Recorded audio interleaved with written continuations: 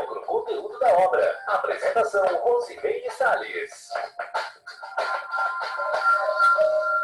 Olá, queridos ouvintes da RCI, amigos, internautas que acompanham o programa Entre Livros aí no Facebook, no YouTube, no site Sempre RCI.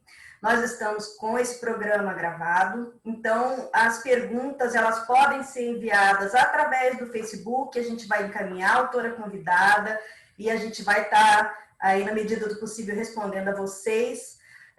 Eu gostaria de fazer a abertura de hoje, justificando a vocês, né, esse período aí que a gente não esteve com os programas inéditos, mas digamos que a Covid afetou a nossa vida e afetou a minha vida em particular. Então, eu quero dizer que daqui para frente eu sou embaixadora da máscara, porque a gente está vivendo uma fase muito difícil para a humanidade, mas eu, particularmente, perdi meu marido, meu companheiro, meu amado, por essa doença. Então, essa doença não tem mais idade, ela não tem mais condição de saúde, ela não tem condição social, ela atinge a todos nós. E a mensagem que eu queria deixar para vocês é o seguinte: nós não sabemos o quanto que a gente afeta o outro ser humano. Eu não sei como que eu peguei Covid, né, que eu quase fui dessa dimensão. Eu realmente também fiquei muito mal. Meu marido se foi. Como nós pegamos? Com quem, né? Nós podemos ser assassinos ambulantes, nós podemos estar afetando a vida de outras pessoas, como a minha vida foi afetada. Então, a seriedade do uso de máscara, gente, é o básico. Você não usar máscara não é uma proteção pessoal, é uma proteção da vida da outra pessoa, porque você não sabe se a outra pessoa não vai resistir a esse vírus.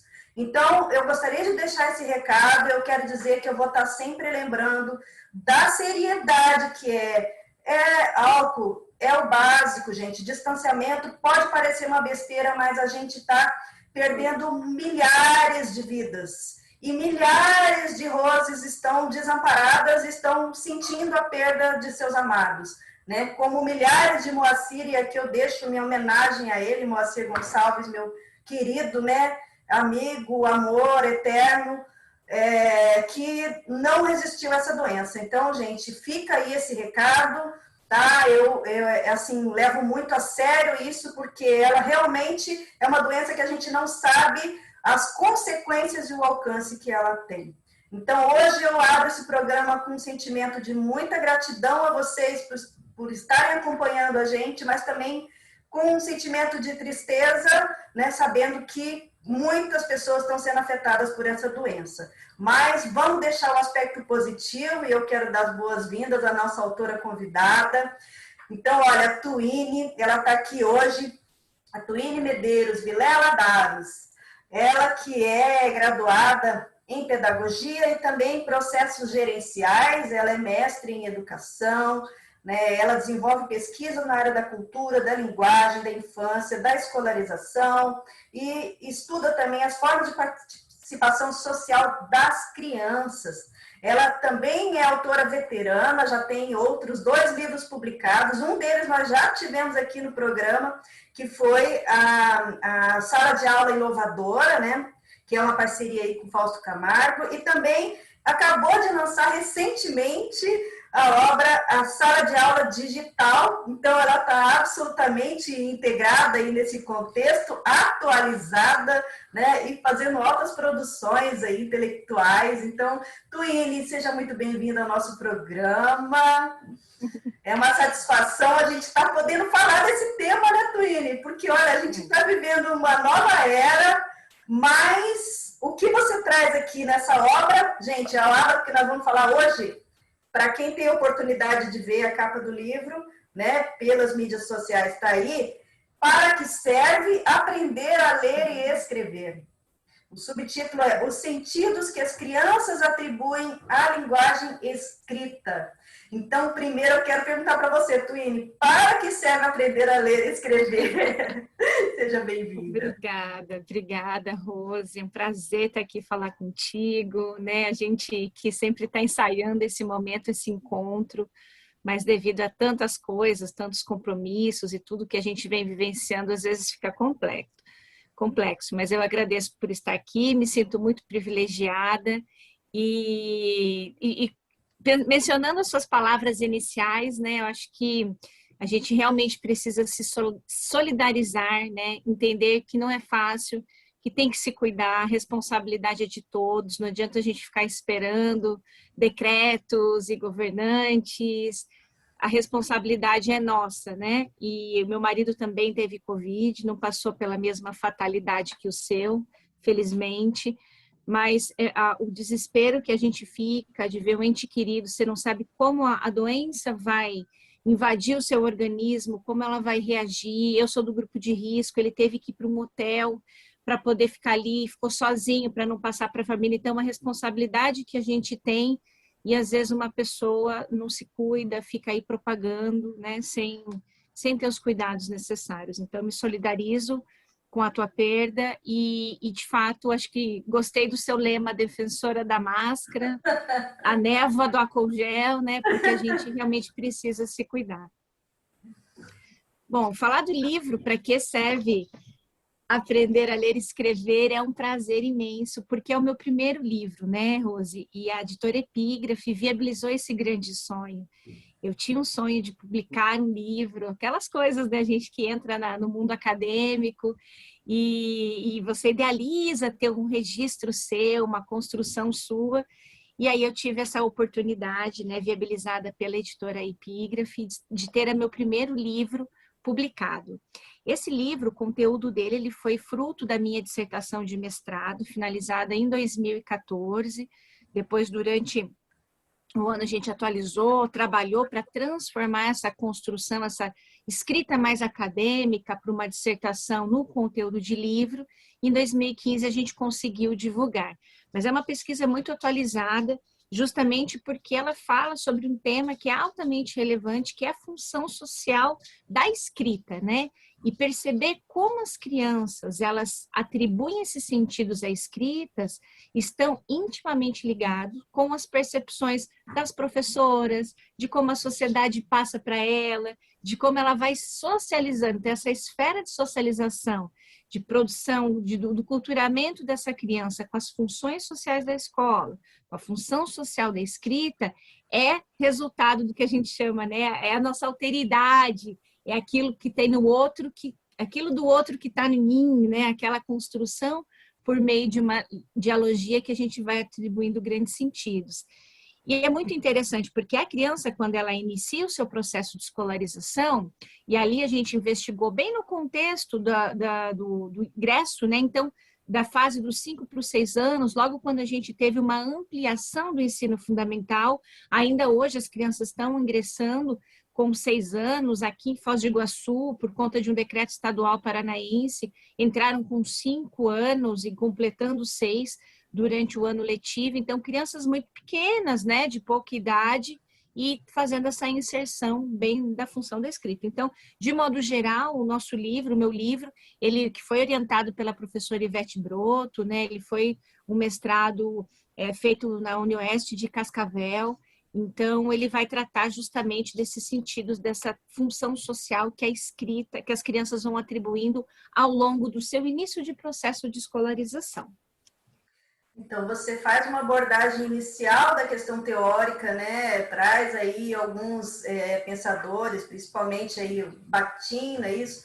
E tem um contexto que é a questão teórica em si, mas você trouxe para a abordagem prática, através de uma pesquisa metodológica, para ver a realidade, como que ela se insere nesse contexto todo. Porque uma coisa é você entender teoricamente, né? Outra coisa é você ouvir da criança as suas necessidades, né? O seu universo, não é isso? Exato. Quando eu selecionei o referencial teórico e eu acabei optando por entrar com uma linguagem que a gente chama dentro dos pressupostos do Bakhtin, né, o Mikhail Bakhtin, também do Vygotsky, Leontiev, porque esses pensadores, esses grandes educadores, eles defendem, né, que a linguagem, que nós somos seres sociais e que a linguagem né? Ela vai se dar pelas relações que são estabelecidas entre os pares. Então, o próprio Bakhtin fala, né? O que tem em mim é resultado de todas as relações, de todos os outros que me constituem. E esses outros que me constituem são as relações que eu estabeleço com o mundo, com as pessoas, com os livros, com os filmes. Então, todas as interações são outros que vão me constituindo e vai trazendo a minha singularidade. E essa minha, e quando a gente fala qual é o sentido que a criança atribui à escrita, então o sentido que ela atribui é decorrente dessas relações e interações que ela vai tendo, mesmo aí uma criança de pouca idade, por ter 5, 6 anos, mas entendendo não só a própria escrita, mas todo o seu universo de escolarização desde o início, né, da sua entrada na escola. E é muito interessante. Então, eu trouxe esse como você disse, né, a gente foi para a prática, acho que a questão mais inédita da pesquisa não foi nem a hipótese sendo confirmada ou esses outros elementos, mas o fato de ouvir as crianças, né? E aí é claro que durante a nossa fala a gente vai falar um pouquinho dessa metodologia de pesquisa com crianças para considerar a fala da criança um elemento científico, porque existe toda uma metodologia para isso, até porque a gente sabe de como são limitadas as considerações das falas das crianças em termos jurídicos e todos esses elementos, e aí eu tive que fazer uma boa investigação de qual era a metodologia mais apropriada para eu poder ouvir as crianças. E assim que eu ouvisse as crianças, então, fazer essas análises junto, baseando nesses pressupostos teóricos, como eu disse, o Bakhtin, Vygotsky, Leontiev, entre outros, e na sequência, essa percepção delas. E claro que a gente não pega só as falas, né, Rose? A gente traz os desenhos, porque o desenho é texto, e texto é linguagem, ele comunica, ele fala, ele revela, ele reflete, né? Ele vai trazer esses elementos também de toda a sua constituição social. E dentro do contexto da nossa cidade, o que é muito importante, né? Entender como as nossas crianças, que são crianças de fronteira, são crianças da nossa região, como elas vão se constituindo aí nesse processo também, né? Agora, só uma curiosidade. Você fala aqui também sobre, assim, existe uma série de legislações e orientações políticas acerca da educação e tal. Nunca foi levada em consideração essa abordagem da criança, é sempre a partir de todas essas hipóteses, teses sobre aprendizagem, sobre ensino, educação, enfim, são tiradas essas políticas educacionais, digamos assim, mas esse universo que é o infantil, de fato, ele não é ouvido, né? Sim, a criança é o que eu acabo registrando no conteúdo da obra, né? A gente fala muito sobre a criança, a gente debate sobre esse tema, sobre como ensinar, sobre como trazer as melhores práticas, mas a gente não para ouvir, né? O estudante de modo geral e principalmente o estudante de pouca idade, porque isso tem a ver com a forma como a gente concebe a criança, né? Esse infantocentrismo, ele é muito decorrente da minha relação com a infância. Então, eu como adulta, nos meus elementos de constituição social, de repente eu percebi que a criança não é aquela, né? Sabe aquela coisa que a gente vai aprendendo, né?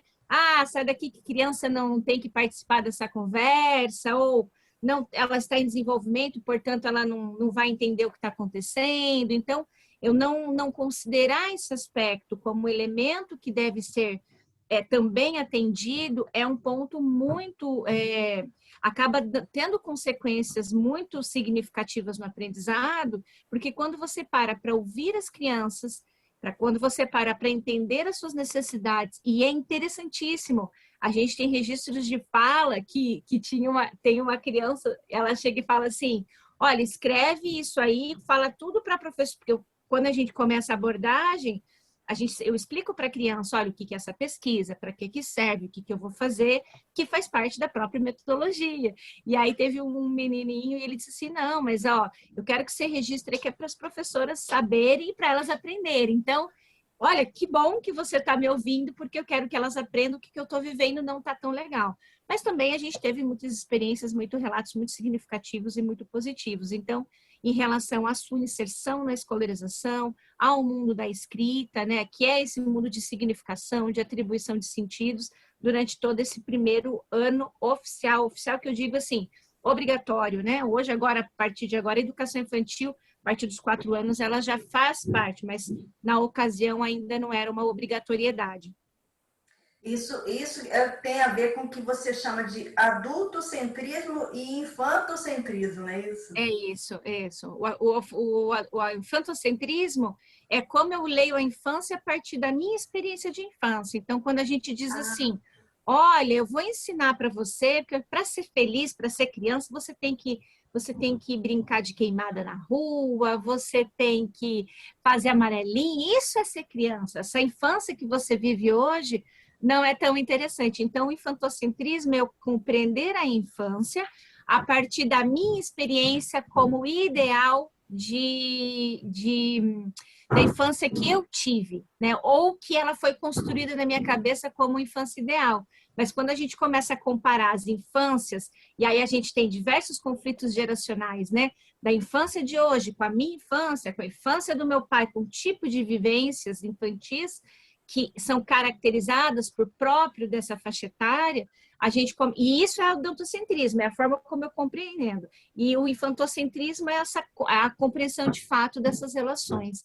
Então, a gente acaba sendo muito, tendo esse infantocentrismo muito marcante, e é uma das coisas que eu também trago para reflexão, porque quando a gente entende o seu sujeito como um ser social e marcado pelo seu tempo, a gente para com essas percepções de idealizar um modelo para o outro a partir da minha experiência ou do que eu construí como ideal. E eu passo a compreendê-lo na sua plenitude, na sua essência, no seu momento histórico, a partir das experiências que ela tem, né? E que ela vivencia. Isso vale para todos, não só para educadores e pais, né? E tutores. É a compreensão do universo do outro, né? Tuine, a gente vai então agora chamar nossos amigos aí, patrocinadores, pessoal que está apoiando a gente aqui para que esse programa esteja no ar. Em um minutinho a gente está de volta. Obrigada. Programa Entre Livros. Apresentação, Rosimei Salles. Voltamos a apresentar Programa Entre Livros. Apresentação, Rosimei Salles. Para que serve aprender a ler e escrever? Nós estamos aqui com a autora Tuine Medeiros Vilela Daros, falando para a gente, então, sobre esse universo aí da criança, do ponto de vista da criança. E aí eu queria que você falasse, Tuine, então, qual foi a metodologia que você usou para poder entender aí o sentido da linguagem para as crianças? Uma excelente pergunta, Rose, a oportunidade que eu tenho de contar o que eu acho mais interessante nessa pesquisa, né? Porque quando eu comecei a investigação, então o meu problema, né, o meu objeto de pesquisa era realmente investigar qual eram esses sentidos que as crianças atribuem à escrita, entendendo como recorte, né, esse início do processo de escolarização. E aí, para fazer essa entrevista, para entender os sentidos, entendendo que sentido é o resultado da compreensão que ele tem, ele atribui a partir das próprias experiências e vivências, então eu me deparo com todo um construto teórico de como pesquisar. E aí você começa a ver várias coisas, do tipo, olha, como é difícil considerar a fala da criança como um elemento científico, então, para isso, eu tive que buscar autores americanos, portugueses, que já tinham uma vivência nisso para fundamentar, para que aquela fala, aquele conjunto de falas que eu trouxe, pudesse ser considerada um elemento realmente científico. E aí, então, como é que foi todo esse processo? Então, primeiramente, a gente teve que fazer o recorte local, né? Então, no caso, as crianças das escolas públicas municipais de Foz do Iguaçu, tive que escolher, pedir as autorizações e tudo mais, escolhendo aí 4 escolas para manter a totalidade. Então, eu peguei uma da região norte, sul, leste e oeste, então fui em 4 escolas municipais, e dessas 4 escolas, eu escolhi uma turma, que são as turmas de autorização da diretora, da secretária municipal na época, e nisso fazer a entrevista com todo mundo daquela sala. Então, é assim, o primeiro critério. O segundo, toda uma submissão, né, no Comitê de Ética, com submissão da Plataforma Brasil, porque é uma pesquisa que envolve seres humanos, então eu preciso dizer que eu estou respondendo a todos os elementos éticos, para então, com toda a autorização, começar a ir para essas escolas para conversar com essas crianças. Na sequência, então, inicia um processo de observação, então eu fico em torno de 15 dias imersa em cada uma dessas escolas, observando as relações, porque isso ia me dar as bases para eu poder fazer as interpretações, entender melhor as relações que elas vão representar. Então, isso também foi um elemento importante, foi uma pesquisa bem trabalhosa nessa parte da pesquisa de campo, né? Aí, na sequência, depois que eu faço tudo isso, eu precisei fazer um termo de consentimento livre esclarecido para os pais, primeiro, para ver se eles me autorizavam, e depois para a própria criança. Então, eu tive que perguntar para a criança se ela, mesmo que depois que os pais autorizaram ou não, né? Então, uma vez autorizado, aí eu abordava essa criança, explicava o que eu estava fazendo lá, e pedia se ela autorizava esse tipo de, que eu escrevia no livro, para outros professores. Então, claro que a gente faz uma adaptação para a faixa etária da criança, mas teve todas essas etapas para ser considerado, então, e respeitar, né? Porque a criança, quando ela está num adulto, por ela ter uma presença de autoridade do outro, principalmente, às vezes, alguém que não está ali no convívio dela, ela pode entender que ela tem que fazer aquilo, porque ela entende que, por ser adulta, ela é obrigada a fazer, porque é coisa das questões hierárquicas. Então, eu não podia utilizar dessa minha autoridade do adulto para coletar uma informação que eu opero. Eu tinha que realmente explicar, deixar claro o que eu estava fazendo ali, e para então ver se elas aceitavam. É interessante que teve crianças que não quiseram, uma grande minoria, elas negam, elas não quiseram, pouquíssimas, mas teve pais que não autorizaram, em escolas que eram contextos assim próximos de tráfico, situações um pouco mais vulneráveis. Houve assim pais que foram me questionar o que era essa pergunta, o que você vai fazer. Então todo esse processo foi muito interessante e muito enriquecedor para a minha experiência de pesquisadora, né? E aí você esclarece, porque eles ficam um pouco desconfiados. Daí é outro livro, né? É outro livro.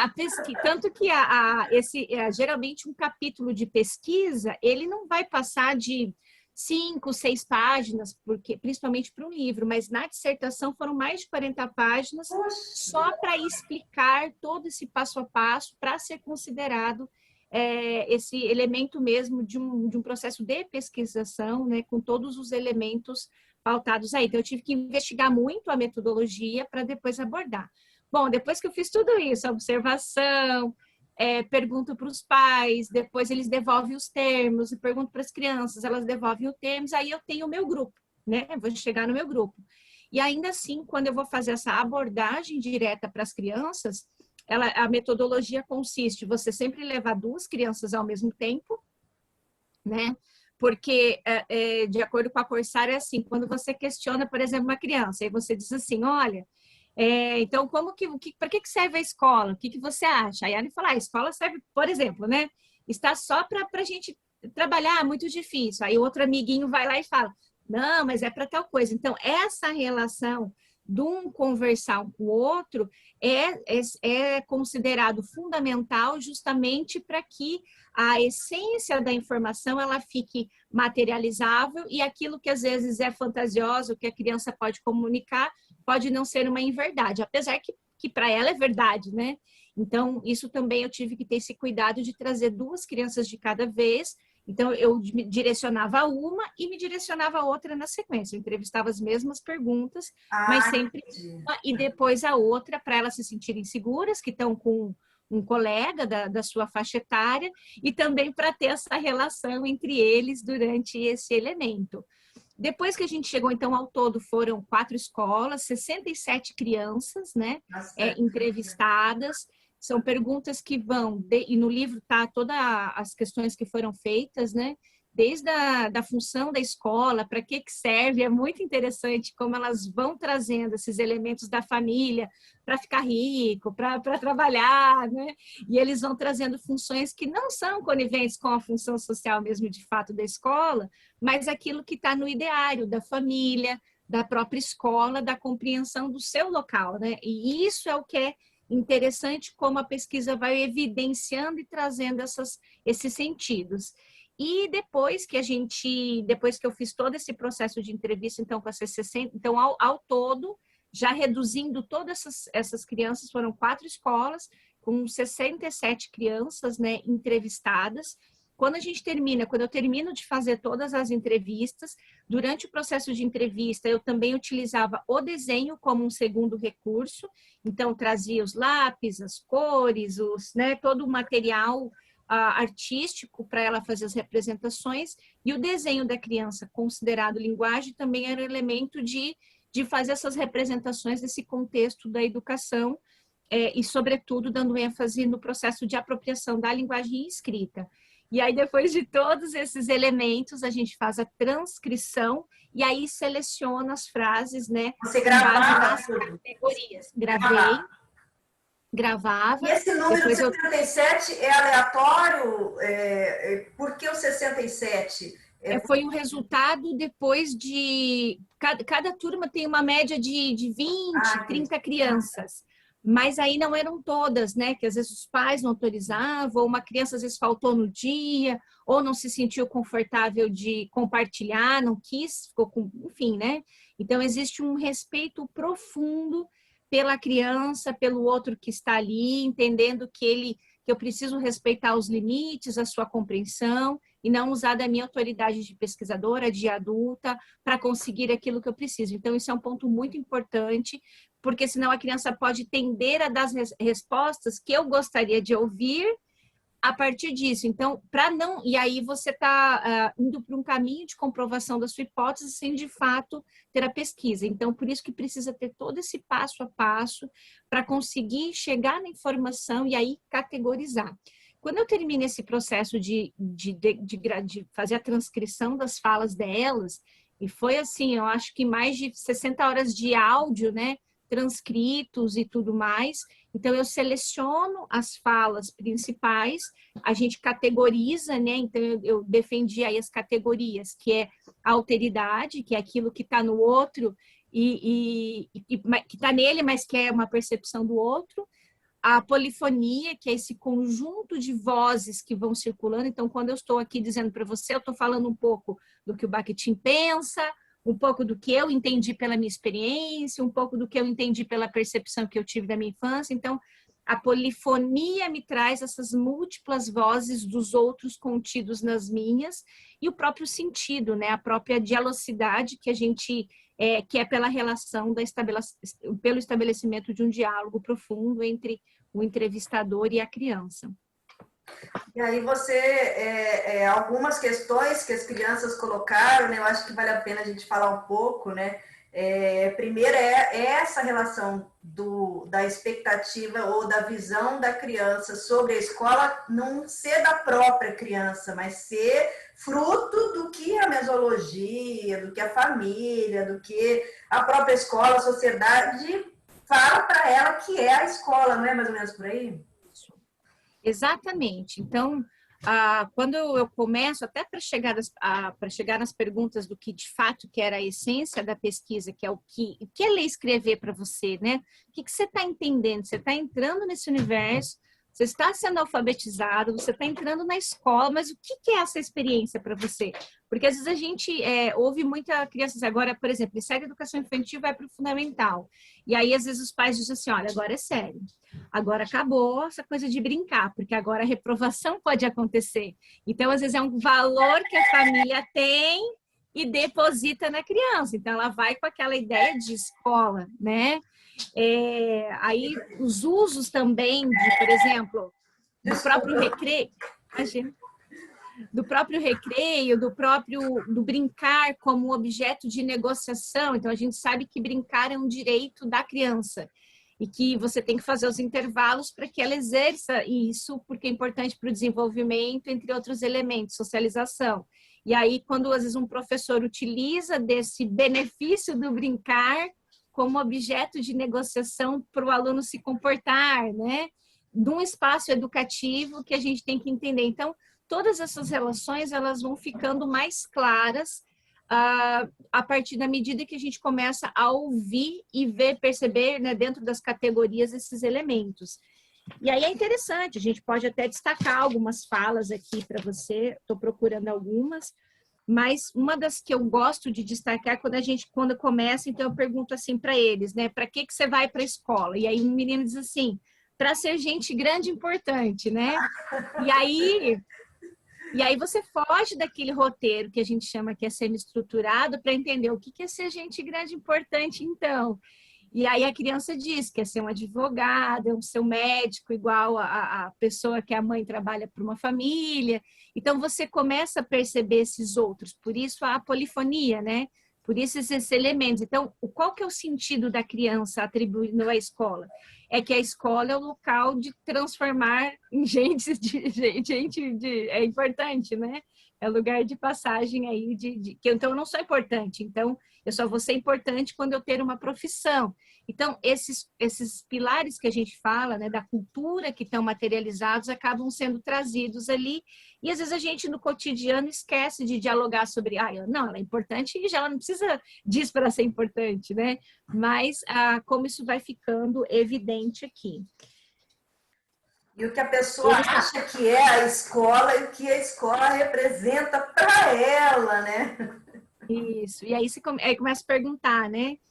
Ele tem um que fala assim, eu categorizo como C, né? C de criança, C1, C2, C3, até o C67, que seria o código para não identificar o nome da criança, até por uma questão também da evidência, né? E aí ela coloca assim, por exemplo, eu pergunto para que serve, então o que é ser gente grande e importante? E uma respondeu assim, é gente que tem trabalho de carteira assinada, que é tipo famoso, que ganha muito dinheiro, tipo médico, advogado, né? E aí você começa a trazer esses elementos aí. Ou um outro ponto que ficou evidenciado na fala, que uma criança, C47, ela coloca assim, para depois, quando eu crescer, daí eu já sei fazer as tarefas de ler. Quando isso é trazido na fala, isso é um ponto de atenção, porque, veja, a criança, quando ela diz que para depois, então, para que serve a escola? Para depois, quando eu crescer, daí eu já sei fazer as tarefas e ler, isso dentro no ideário da criança revela que a escola acaba sendo um fim em si mesmo, que ela não tem uma função social mais ampla, para ela ler as coisas do mundo, né? Para ela fazer uma leitura da realidade, para ela entender que a linguagem é uma inserção, que ela tem uma função social mais ampla, a escrita. Então, é isso que a gente foi percebendo durante as falas. E aí, você fala aqui também em alguns momentos que para algumas crianças, você fazer pontinhos, você fazer risquinhos, a representação daquilo que uma autoridade, que no caso é a professora, fala para a criança, né? Então, eu vou para a escola para quê? Para poder, a professora vai me passar um monte de pontinho e eu vou preencher os pontinhos. Essa abordagem aí mostra bem assim o significado para a criança, né, do que é aprender, né? Exato. Então, essa daí são falas que ficaram bem fortes em duas principais escolas, né? Dentre as 4 entrevistadas, porque aí o que a gente começa a perceber? Quando eu estou investigando a apropriação da linguagem escrita, e eu entendo que, com base nos meus pressupostos bakhtinianos e vygotskianos, né, a linguagem ela tem uma função social e ela serve para você fazer essa leitura das representações sociais mais amplas e que ela é um produto de cultura e que eu preciso me apropriar porque aquilo vai fazer com que eu tenha uma compreensão da realidade e tudo mais. Só que quando a criança entende que a escrita ela é só para fazer pontinho, isso revela a prática pedagógica que o professor está trazendo. Então, quando a professora ela está concebendo a escrita como meramente a apropriação de um código, né? Então, B mais A, B mais E, B, para isso, o que a gente chama desses pontinhos, né? Os exercícios de prontidão, que é muito próprio lá dos anos 50, que a própria psicologia disse que naquele momento histórico mas hoje a gente entende que esse exercício ele não ele é extremamente mecânico e apenas uma preparação manual para exercício, né? Uma preparação muscular e controle do espaço, isso a gente pode trabalhar com brincadeira, com musicalidade, com a própria prática da escrita livre no caderno, mas isso revela uma concepção que a escola, naquela ocasião, tinha sobre a escrita, o que hoje não é convergente com o que a gente avançou em termos de concepção de ensino de língua, né, de alfabetização de modo geral.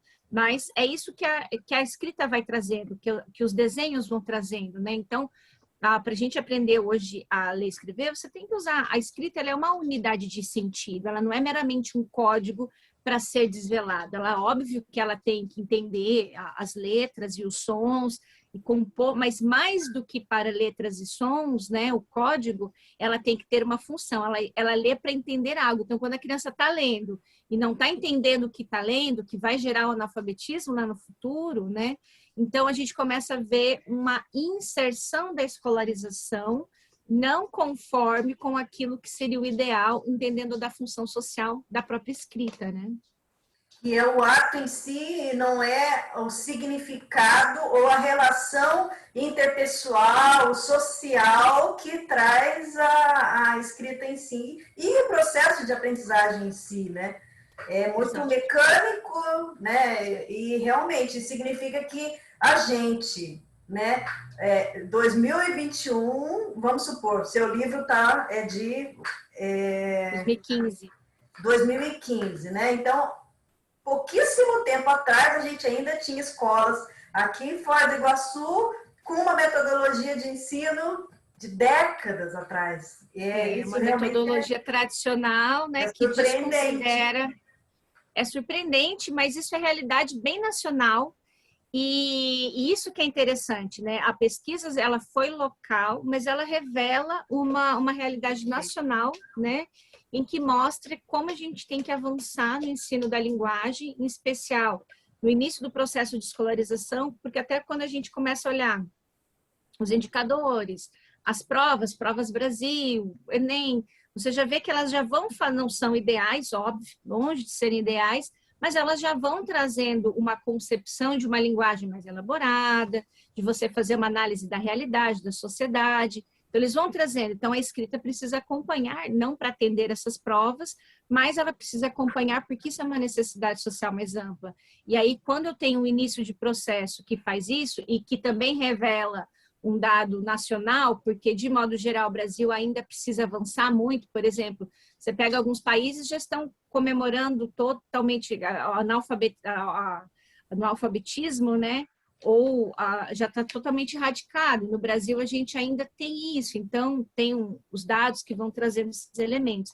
Então, a escrita serviu para isso. Mas o que é legal, Rose, é que, assim, duas escolas, elas trouxeram muito isso. Então, qual que é a análise que a gente faz? Olha, os docentes dessa escola, elas tinham uma concepção de ensino pautado que a alfabetização é um processo meramente de se apropriar de um código e não com uma função social. Só que outras duas escolas, no mesmo município, a gente já começa a ver que a criança começa a trazer esses elementos aqui já atendendo a escrita como uma função social. Eu até vou procurar aqui para você umas falas que trazem esses elementos aqui, mas tinha uma que eu perguntei assim, para que serve a escrita, né? E ela disse assim, ó, serve para ler as coisas do mundo até do Paraguai. Poxa, como se o Paraguai fosse assim, a coisa mais longe que para ela geograficamente, né?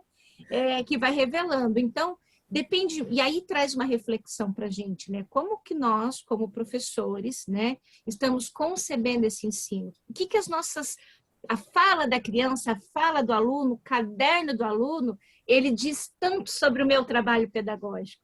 Então, na verdade, o meu objetivo era, por meio das crianças, analisar as práticas docentes, né? Eu sempre Excelente. analisei prática, os meus estudos sempre foram de pensar em alternativas metodológicas para as crianças aprendam mais e melhor. E a gente tem experiências muito ricas dentro do próprio município naquela ocasião, e a gente sabe que tiveram excelentes avanços também em função de muitos outros trabalhos e programas de formação. Mas é muito interessante quando a gente começa também a perceber que nesse mesmo município eu tenho crianças trazendo uma função social, trazendo nos gêneros textuais, então estou até tentando recuperar aqui algumas coisas. Enquanto isso, a gente pode chamar os comerciais? Claro, ótimo, boa ideia. Um minutinho, pessoal, a gente já volta a falar com a Twine. Programa Entre Livros. Apresentação, Rosimene Salles. Voltamos a apresentar Programa Entre Livros. Apresentação, Rosimene Salles. Então, nós estamos conversando aqui com a Twine sobre a obra Para que serve aprender a ler e escrever, o contexto aí dos sentidos das crianças, né? E essa pesquisa dela traz essa realidade. Sabe uma coisa que eu achei interessante? Não sei se você encontrou aí que você estava procurando, mas você fala, várias crianças, elas falam da necessidade de se brincar na escola. Eu achei isso muito interessante, porque a criança é criança, a gente sabe que a criança brinca, mas quando ela vai para a escola, ela vai para aprender. Então, essa relação que a própria criança traz, de que é um ambiente que ela também pode brincar, interagir com as outras crianças, isso faz parte também da realidade para elas, né? Eu achei bacana isso. Isso, até lá na página 153 eu coloco assim, né, como até um dos capítulos do subtítulo, que é uma fala de uma das crianças, que uma criança fala assim, olha, toda criança precisa brincar, senão fica triste, né?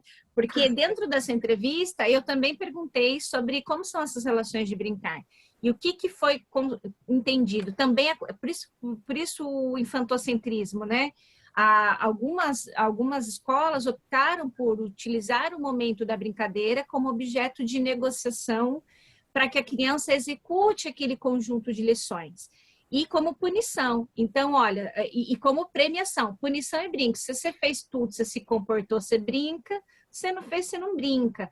Só que quando a gente está nas esferas das relações da família, da educação informal, ok, né? Mas dentro de um campo educativo, eu tenho que entender que a brincadeira, principalmente para essa faixa etária, ela ensina tanto ou até mais do que os próprios elementos. É por meio da brincadeira que a criança vai desenvolver a sua linguagem, que ela vai desenvolver as suas relações, as suas interpretações com o mundo, é ali que ela vai atribuir sentidos, é ali que ela vai trabalhar os aspectos motores mais amplos, mais finos.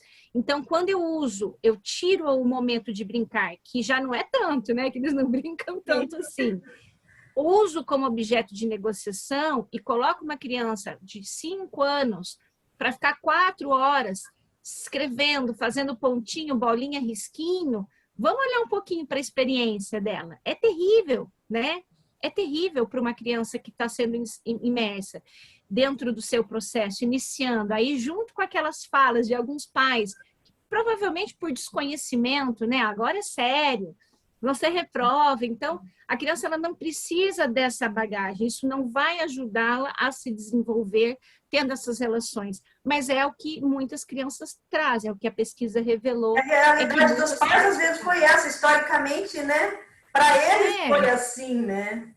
Exato, exatamente. Então, essa coisa do brincar, né, como elemento fundamental para ela se desenvolver, sobretudo nos aspectos da alfabetização, a gente viu muito forte. Por exemplo, a criança não fez a tarefa, né, não conseguiu fazer tudo.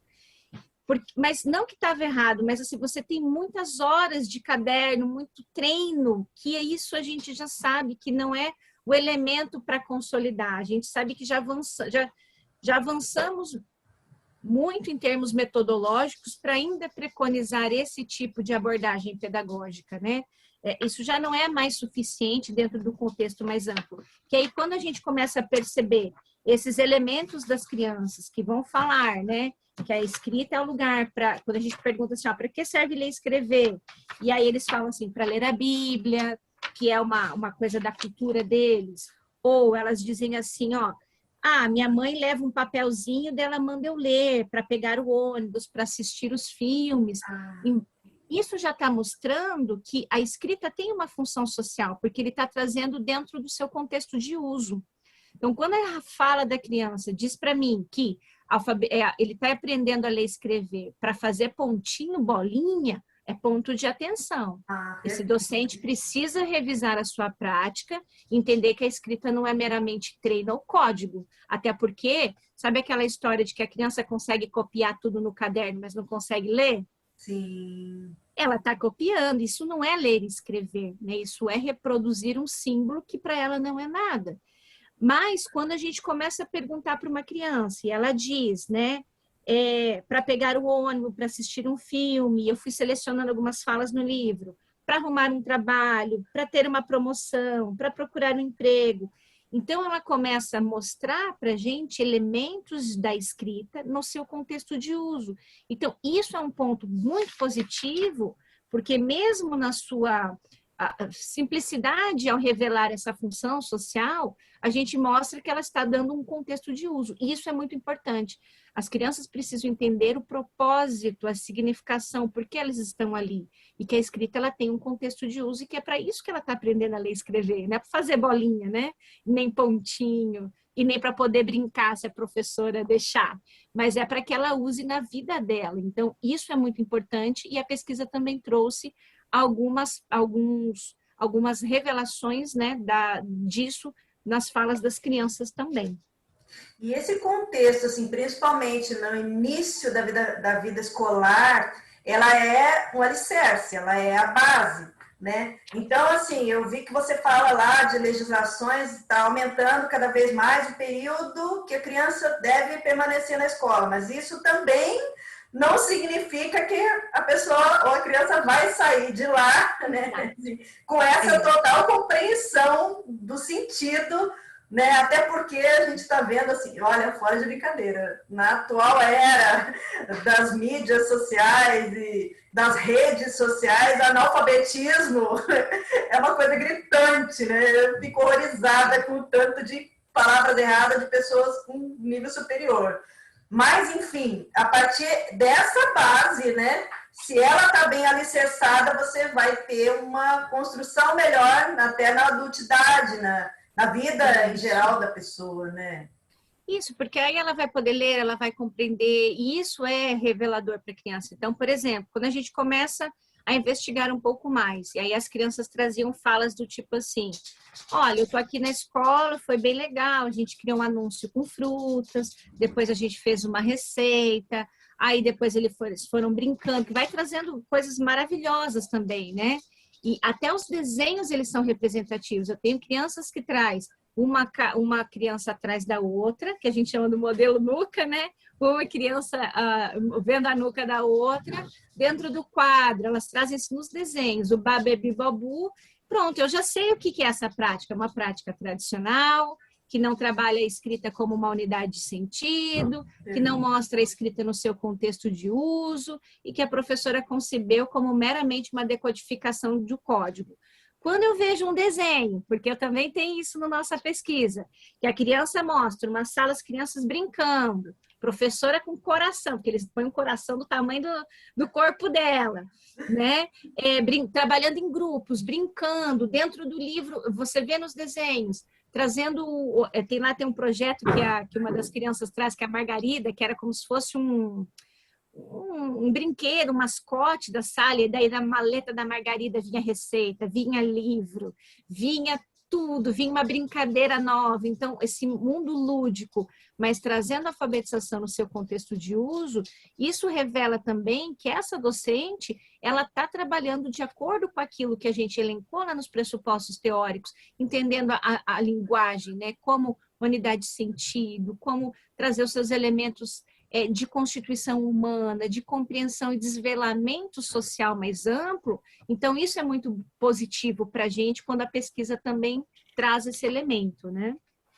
Agora, a sua abordagem ela foi diretamente com as crianças, mas para você chegar na criança, você teve que chegar na direção da escola, você teve que chegar com os professores. como que foi, assim, essa abertura, esse abertismo do corpo pedagógico com a sua pesquisa? E você viu, assim, em termos de resultado, na hora que você fechou, houve alguma mudança significativa ou aplicação prática? Como que foi, assim, essa realidade junto com o corpo de educadores em si? Quando a gente... Bom, primeiro, o próprio resultado disso, o material, né? O próprio livro que está aqui como resultado dessa pesquisa, sendo divulgado aí em formatos de palestras, de cursos, de workshops, sobre o próprio processo de alfabetização, né? Então, quando a gente vê, porque veja, a gente utilizou a criança para compreender a prática docente. Então, a partir do sentido que ela compreendia, entendendo que o sentido que ela atribui é decorrente das relações, então isso me traz um alerta para eu poder fazer uma interação com um docente, para que esse docente traga esses processos de alfabetização dentro de uma perspectiva do letramento, né, e não só da alfabetização.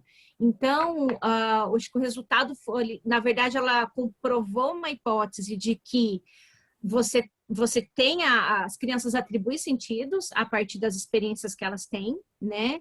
Trouxe toda essa investigação da própria criança como um ponto fundamental, porque chama a atenção de que às vezes a gente esquece de considerar os elementos, de evidenciar o sujeito. Ele é o sujeito principal. Por que eu não ouço? Por que eu não trago esses elementos? Trouxe pontos de atenção em relação ao papel da brincadeira, como ele é utilizado, o papel da infância, né? Então, esse adultocentrismo, esse infantocentrismo, às vezes, do professor presente, constituído, porque também o professor também é sujeito, né? Ele também tem a polifonia, ele também tem sua alteridade, ele também traz as experiências anteriores, que também é fruto das formações que ele teve. Então, mostra para gente que, claro que a minha ênfase era olhar as crianças, mas isso também trouxe que essas relações que foram sendo constituídas ali, elas precisam ser repensadas no ponto da metodologia de ensino, mas que é compreensível, dada essa concepção em que ele também foi se constituindo como docente a partir dessa experiência, né? Muitos de nós fomos alfabetizados dentro de um modelo muito tradicional, em que tinha esse elemento. Acontece que nós avançamos, você pega a neurociência contemporânea, e a escola precisa acompanhar essas modificações até para melhorar os resultados. O Brasil ele não tem um indicador interessante de apropriação de linguagem, de interpretação. Isso é decorrente da forma como nós concebemos o ensino. Então, o livro chama muito atenção para esse ponto de rever as práticas pedagógicas, a ponto de trazer essas reflexões sobre a metodologia do ensino de linguagem, em que evidencia a criança como um ser social, que tem que ser ouvida, mas também de conceber essa linguagem escrita como um processo em que eu preciso trabalhar com a sua função social e não só meramente como um código. Isso foi muito importante, né, trazer isso, mas também eu fiquei feliz que, embora trouxemos resultados um pouco de ponto de atenção, esse mesmo município também trouxe resultados muito legais quando as crianças foram revelando essa essência da escrita nessa função, a escrita no seu contexto de uso por meio das falas também. Então, depende muito do professor, né? Eu, como professora, como alfabetizadora, hoje eu trabalho como gestora, trabalho num grande grupo, né? Não moro mais em Foz, moro em Maringá, mas quando a gente começa como gestão e pensar nas formações de professores, isso é importante para nós, para as nossas tomadas de decisão. Que formação que nós estamos fornecendo aos nossos formadores, né? Como diz o Gramsci, quem educa o educador, né? Porque ele também precisa ser educado, ele também precisa passar por uma formação que viabilize que ele trabalhe com um contexto mais atualizado, mais significativo, em que as crianças aprendam mais.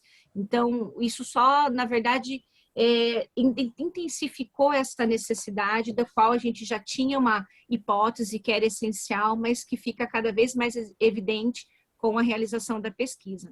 Agora, trazendo para um contexto bem atual, como que você vê hoje a questão da escrita em si e essa digitalização, né? Inclusive, totalmente fora do contexto da gramática, mas que está sendo criado um hábito, uma rotina de escrita por abreviação errada, assim, até chega a doer a vista quando a gente vê, mas assim, existe toda uma linguagem hoje mais digital, né? Como que você acha que isso vai afetar aí, principalmente essa faixa etária, e como que você vê em termos de perspectivas?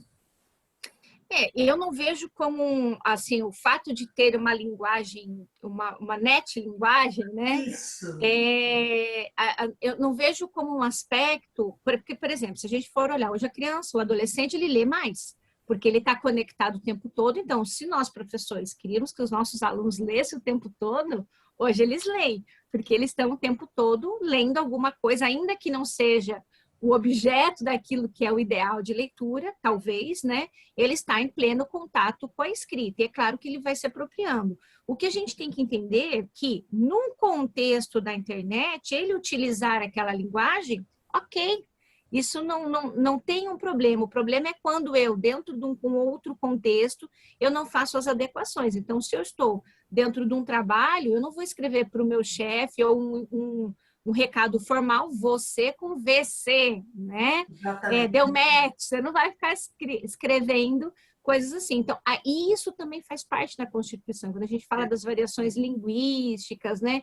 Quando a gente fala essa adaptação da escrita nos seus contextos de uso, ela é respeitável desde que ele use para aquele fim, certo? Então, aí não tem um prejuízo. Agora, quando eu não faço as minhas adequações para o contexto, eu tenho que escrever um bilhete, eu tenho que fazer uma coisa mais formal, uma carta ofício, uma receita, um manual de instrução, e eu não trago aquela linguagem esperada para aquele gênero textual, aí a gente tem um problema. Então, o professor hoje, ele precisa problematizar esse universo com os estudantes, mostrando para eles essa diferenciação. Até porque inibir a gente não vai conseguir. Então, o que a gente tem que fazer é promover essa reflexão, né, social mais ampla desses usos, trazendo as adequações para a escrita no seu uso em cada elemento. E reforçando a importância de você estudar gramática, né? Porque, independente da forma como você usa a linguagem, em algum momento você vai ter que saber escrever, né? Sim, e aí, a escrita ela tem uma linguagem padrão, né? A que a gente chama, ela tem uma linguagem padrão, e a escrita você precisa respeitar, ponto. E a função da escola garantir o domínio dessa linguagem padrão, ponto. Né? Isso é indiscutível. Então, a gente tem que se esforçar para que esse adolescente, essa criança, durante todo o seu processo de escolarização, ele saia com pleno domínio da linguagem padrão, entendendo os seus contextos de uso, inclusive entendendo que se eu quero usar na internet uma linguagem mais informal, eu com você, tá ok. Mas se nós estamos aqui agora fazendo uma troca de mensagens mais formal por um outro meio, então eu preciso estar adequando aquela linguagem àquele contexto. Então, isso faz parte da própria linguagem, né? Do seu contexto histórico e tudo mais. Então, o professor precisa ter esse domínio para problematizar isso com os estudantes. E a gente está num ótimo momento, que é o de repensar o mundo, a vida, as relações, as linguagens, é isso? Mas olha, Twine, a gente agradece então imensamente a sua participação. Pessoal, nós estivemos aqui falando sobre essa obra, Para que serve aprender a ler e escrever. É uma publicação da Epígrafe em parceria com a Uniamérica, né? E a gente, então, está aqui todos os sábados, sempre trazendo uma novidade em termos de livros, sempre trazendo aí um autor convidado, um organizador, um especialista em livros, e a gente espera sempre pela companhia de vocês. Lembrando que, gente, máscara, álcool gel e distanciamento agora são meu lema, tá bom? Tchau, pessoal. Twine, muitíssimo obrigada pela sua presença aqui conosco hoje. Muito obrigada, Rose, pela oportunidade. Você acabou de ouvir Programa Entre Livros, com Rosemary Salles. De volta na próxima sexta, à 1h da tarde, aqui na RCI.